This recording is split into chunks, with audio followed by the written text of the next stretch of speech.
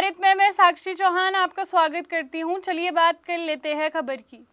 पंचकुला नगर निगम से जुड़े कथित बैंक घोटाले में एंटी करप्शन ब्यूरो यानी एसीबी ने बड़ी कार्रवाई करते हुए एक और अपराधी को गिरफ्तार किया है। इस मामले में आरोपी रजत डागर को हिरासत में लिया गया, जिसके बैंक खाते में करोड़ों रुपए के संदिग्ध लेन देन का खुलासा हुआ है।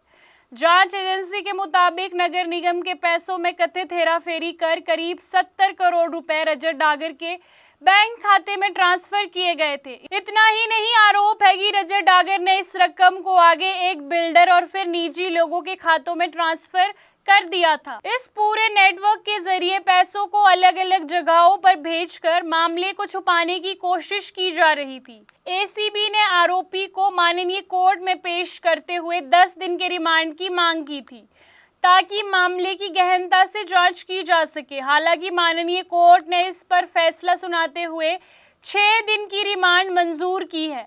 अब जांच एजेंसियां इस दौरान आरोपी से पूछताछ कर पैसों के लेन देन और अन्य जुड़े लोगों की जानकारी जुटाएगी। रजत डागर के वकील नीरज कुमार ने माननीय कोर्ट में दलील दी थी कि उसके क्लाइंट के खिलाफ जो भी आरोप है वे दस्तावेजों पर आधारित है, इसीलिए उन्होंने माननीय कोर्ट से अनुरोध किया कि रिमांड कम से कम रखी जाए। रजत जी को क्या रिमांड दी, क्या देखिए, रजत जी को पेश करके एसीबी ने 10 दिन का रिमांड मांगा था। ऑनरेबल कोर्ट ने सबमिशंस को देखते हुए 6 दिन का रिमांड दिया है और 2 तारीख को इनको दोबारा पेश किया जाएगा। इनके अकाउंट में क्या कितना पैसा पाएंगे, क्या बताया? एज पर एलिगेशन इनके अकाउंट में 70 करोड़ रुपया जो है वो ट्रांसफर हुआ है, जो कि इन्होंने एसीबी के एलिगेशन है कि इन्होंने आगे कुछ बिल्डर्स को या कुछ प्राइवेट पर्सन्स को आगे ट्रांसफर किया हुआ है। आपकी तरफ से भी कुछ दिया हुआ होगा? जी, हमने हमारी सबमिशंस दी हैं कि जो भी एविडेंस है वो डॉक्यूमेंट्री है। जो भी पैसा आया है वो बैंक अकाउंट में है और जो आगे भी गया है वो बैंक अकाउंट्स में ही गया है। इस चीज के लिए रिमांड की जरूरत नहीं है। डॉक्यूमेंट्स ये बैंक से प्रोक्योर कर सकते हैं, तो कम से कम रिमांड दिया जाए। तो आपने सर कितना दिन का रिमांड बोला था? जी, हमने 2 दिन के लिए बोला था कि जी 2 दिन में ये सारी चीजें इजीली रिकवर हो सकती हैं। ऑनरेबल कोर्ट ने the bulkiness of accounts involved and the bulkiness of money involved को देखते हुए, पेपर ट्रेल को देखते हुए 6 दिन का रिमांड दिया है। एसीबी ने रजत डागर को बीती रात गिरफ्तार किया। इसके बाद आज उसे माननीय कोर्ट में पेश किया गया।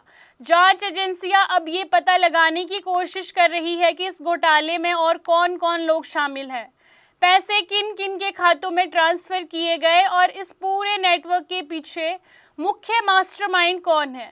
इस मामले में ये दूसरी गिरफ्तारी है। इससे पहले रिलेशनशिप मैनेजर दिलीप कुमार को गिरफ्तार किया जा चुका है। फिलहाल वे भी पुलिस रिमांड में है और उससे भी लगातार पूछताछ की जा रही है। पंचकुला नगर निगम के फंड में कथित गड़बड़ी कर बड़ी रकम को निजी खातों में ट्रांसफर किया गया और अब एसीबी पूरे मामले की जांच कर रही है और धीरे धीरे इस घोटाले की परतें खुलती रहेगी।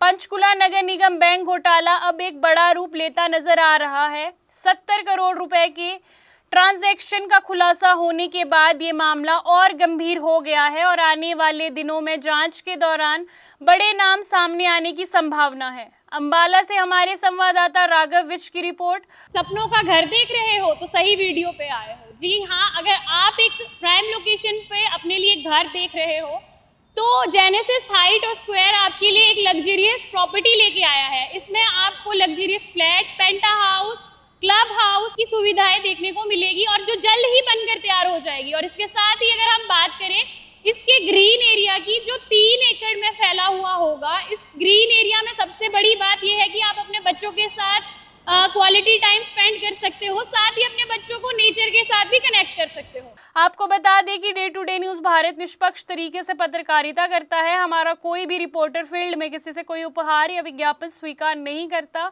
हम हमेशा दबे कुचले लोगों की आवाज़ बनते आए हैं और आगे भी बनेंगे। खबरों का सिलसिला यूं ही रहेगा जारी। बने रहिए day to day news Bharat के साथ। तब तक के लिए हमारे चैनल को लाइक, शेयर और सब्सक्राइब करना ना भूलें। नमस्कार।